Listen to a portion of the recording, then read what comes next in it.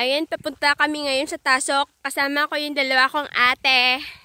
Ayan, ito yung daan. Papunta doon kung saan kami mag-iigib ng aming inumin. Napakalayo. Ayan, nakita nyo naman maraming puno ng niyog.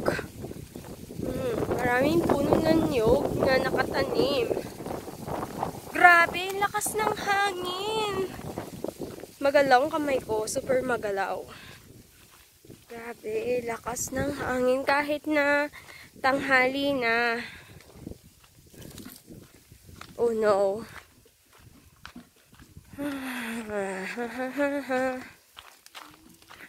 Ayan. Oh, sayang yung tubig. Ang sayang yung tubig. Walang ano. Yung tipong ano lang siya. Yung steady lang siya na yung tumutulo. Yung ganun. Dahil walang tangke, walang jam, walang ano. Ha?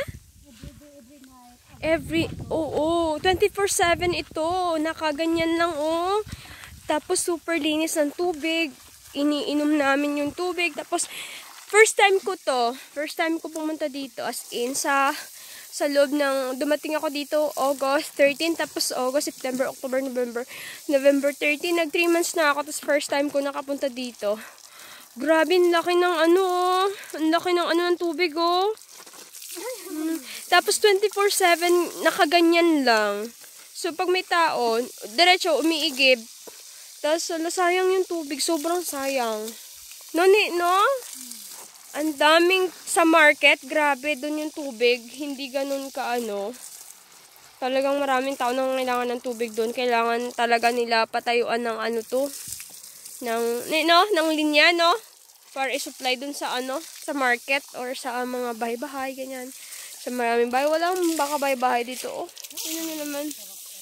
Walang kabahay-bahay. Tapos ang lamig-lamig pa, tapos sarap, oh, inom na ni ate, oh.